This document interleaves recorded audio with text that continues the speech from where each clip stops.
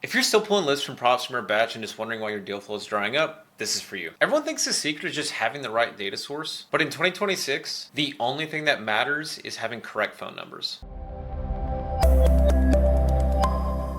The old way of just downloading a list, sending it to your cold callers, and having them just blast through it is not going to work anymore. The new way of building a goldmine of your own internal data that none of your competitors can replicate is the new way that we've seen perform well in any market with any budget. So here's the roadmap for the day. First, I'm going to show you exactly why your internal data is a goldmine, and just why a list of names is totally worthless, but a list of verified outcomes is incredibly valuable and a real asset. And then we're going to break down the data priority pyramid. That way you can find the exact type of data that matches your budget, your experience level, just your goals in general. Then we're going to get into some situational strategy. Whether you're a solo operator, operating with a team, you're going to know exactly which data makes the most sense for you. Then lastly, I'm going to actually show you the workflow and the strategies that tie with that data to actually get you the best results possible. And if you stick around by the end, you're going to know what the best data actually is, what the best marketing flows to attach to it, specifically for your team or your situation in general. So first, let's tackle the actual gold mine of your internal data. The entire goal of this overall is we're trying to get away from like the churn and burn, the download a list and send it to the mass marketing in general,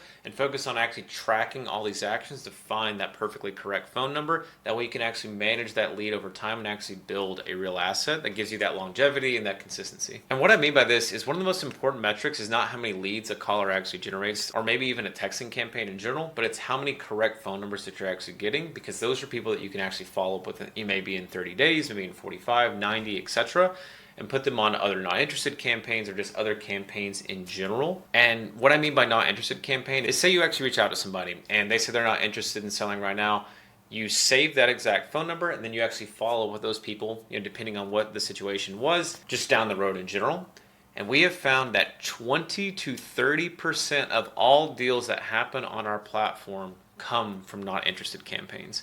Meaning these are people that more than likely are not going to be interested in selling on the first touch, maybe in the fifth touch, or just down the road in general. And almost probably 99% of people, unless you've gone through one of our trainings or something like that, are just tossing them out to the wayside. And what we've actually found from a KPI perspective, first, if you're single line dialing, you need to be making at least 150 dials a day to really get consistent results. If you're doing multi-line dialing or bulk dialing in general, it's probably anywhere from 250 to 350 touches. And for every 32 dials that you make, you will get one correct phone number.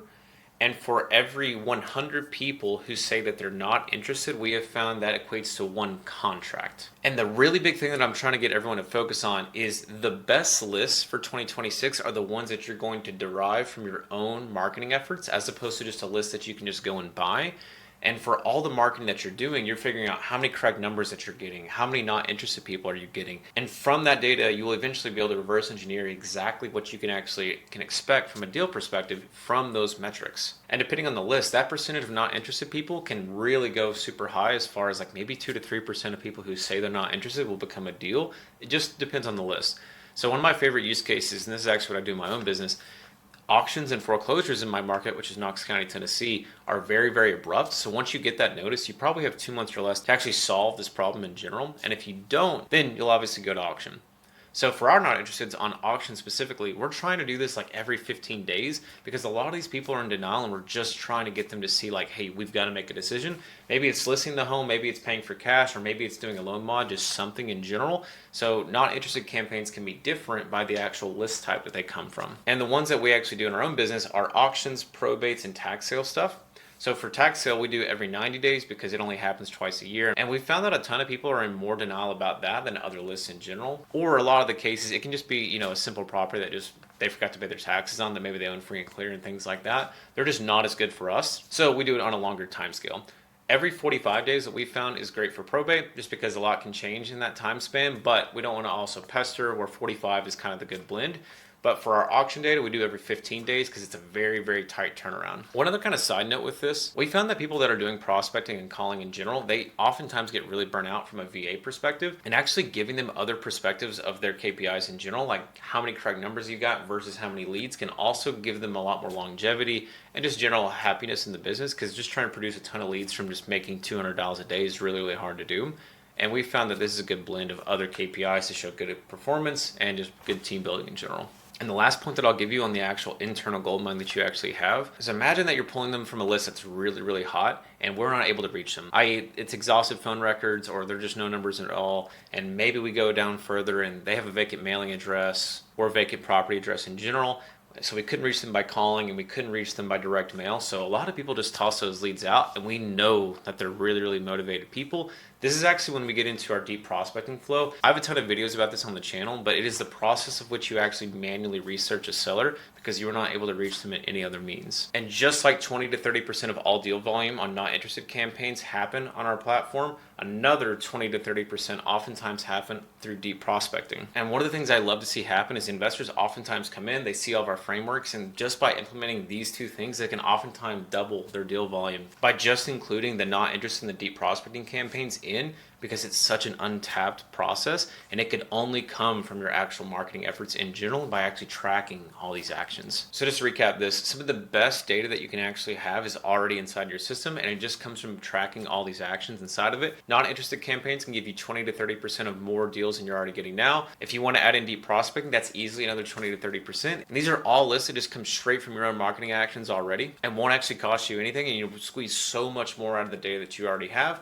Now, this is not to say that you don't need data, you absolutely do. And this is where we can actually get into what data makes the most sense, breaking down the data priority pyramid. So the data priority pyramid is broken up into 3 different categories. We have tier 1, tier 2, and tier 3. And the best way to think about this is imagine all these random lists that you actually pull in are like little ponds that dry up really, really fast. But actually managing your data into these 3 tiers allow you to be in this really deep lake that is virtually endless on how deep you can actually go to it. Hey, real quick, if you're liking this kind of content and you're just trying to get more consistent deal flow, in the description below we have something called the 5-day deal flow challenge. It is 15 hours of live content that just goes over every single part of the business that you actually need to know to get more consistent deals. And it always happens at the beginning of every single month, and it's also recorded in case you join late. And it's where we go over every part of the entire real estate business. It's from market analysis to data to marketing to sales, KPIs, operations, scaling, and just everything that you need to know to get consistent deal flow. And that at this point, we've had hundreds of people go through it. And it's the best strategies that we've seen from our over 5,000 person community and also from our own business. And literally within a week after going through the challenge, we've had people close deals from the strategies that they actually learned on this challenge. And it's only $27. There's absolutely no pressure at all. And it's down below in the description. Okay, so first, let's start with tier 1 data and what that actually means. We call this the first to market data. And the reason it's called first to market is we're pulling it directly from the county and we're going to be the first ones to actually market to this.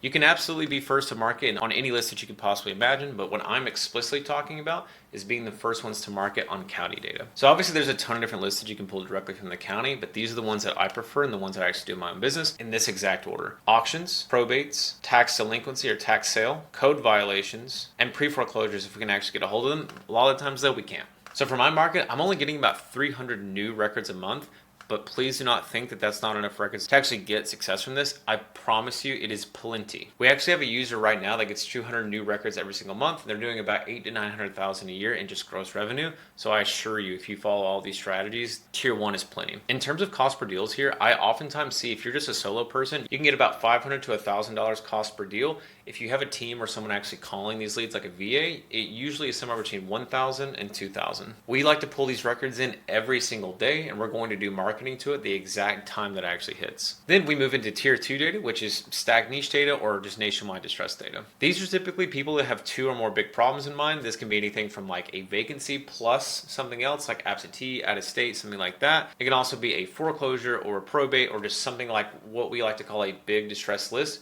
blended with another stacked list in general. And the best way to really think about this is that there's one vexation with one big base list. Some of the more common things is usually absentee or high equity or free and clear, things that are equity based paired with a vexation problem. So imagine you have a high equity property that's going to auction. That's like the dream state of a stacked record. And this is typically going to equate to about 16 to 20% of all of the actual deals that happen inside of a market are going to be on this list set or in this tier 2. And then we move into tier 3. So tier 3 in this case would be if you were just broadly marketing to the base data. And what we have actually found to perform the best is AI data or predictive AI data in general.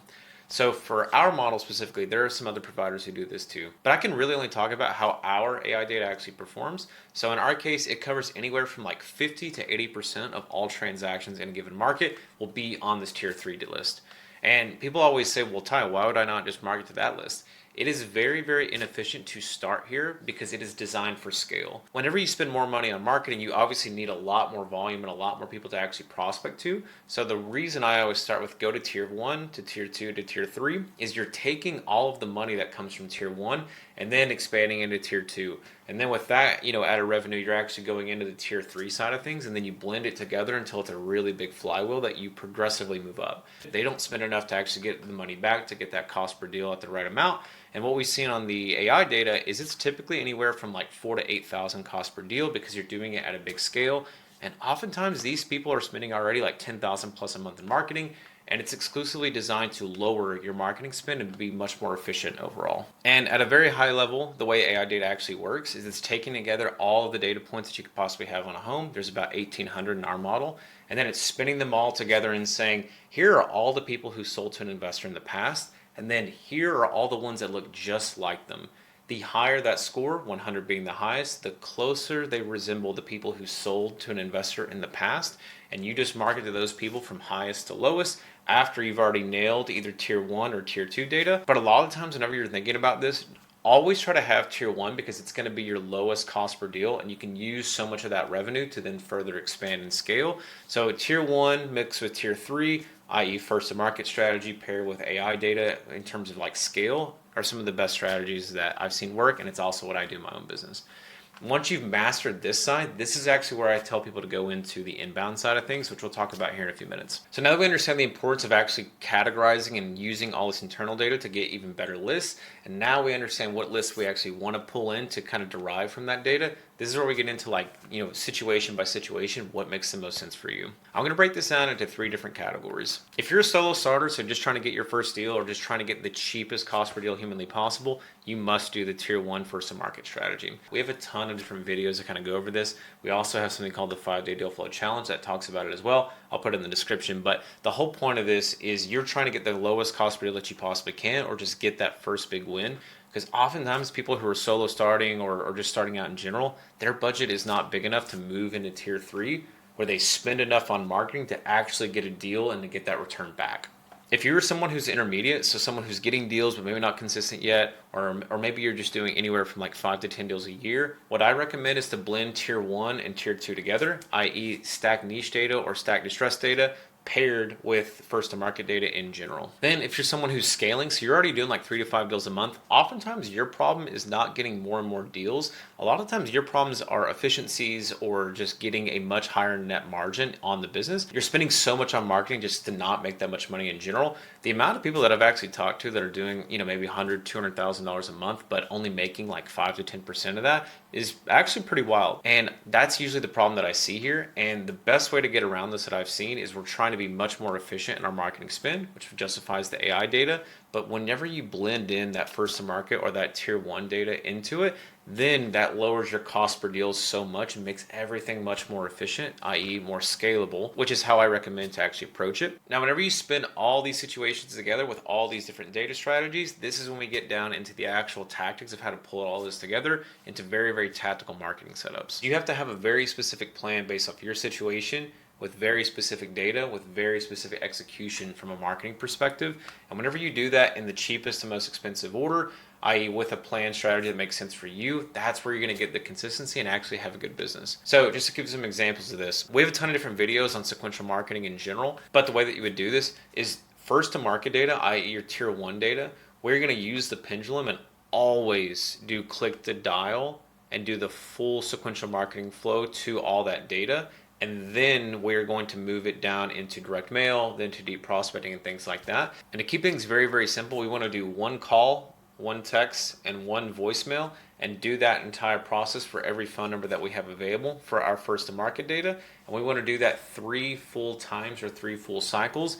And we will always do that on click to dial, and then we move that to direct mail. Obviously, you could text it too. I'm just giving you an example of what I do, which is only click to dial using smartphone on tier 1 data. And then for our other 2 tiers, which is tier 2, tier 3, i.e. being the stack nationwide distress data and the AI data in general, we're going to be swapping out that click to dial right here for actual multi-line dialing. As far as companies that we actually integrate with, it's Ready Mode, Smart Dialer, Kixie, and there's some other companies that you can also use as well. But the point of that is we want to do multi-line dialing for tier 2 and for tier 3.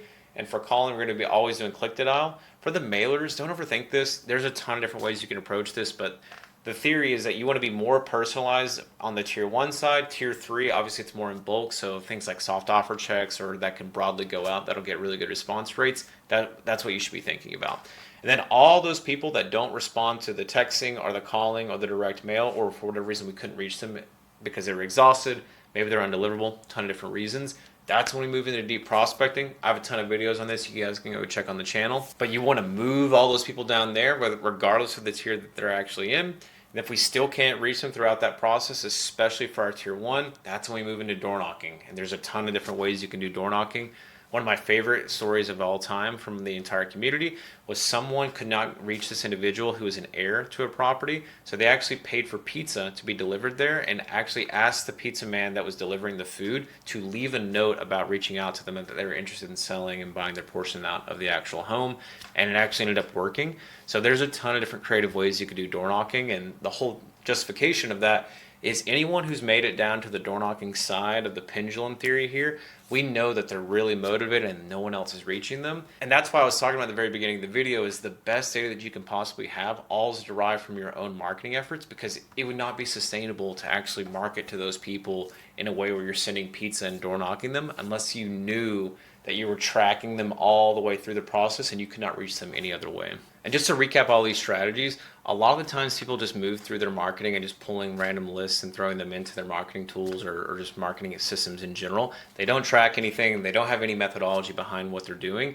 And that's why they're getting the inconsistency and not getting good cost per deals and things like that in the actual business. And 2026 is all about moving from a luck-based system to a science-based system to get that consistency. Make sure that you're focusing on the right tier of data, whether that's tier 1, 2, or 3, based off your kind of situation. So based on your budget, your goals, and things like that. And actually making sure that we pair that data with the perfect execution that fits the pendulum theory, going from the cheapest to the most expensive touch. And if you want to master all these data strategies and all these systems coming together, make sure you subscribe to the channel. We post videos just like this every single week, and we're doing all this to help you dominate your market, and we hope you love it.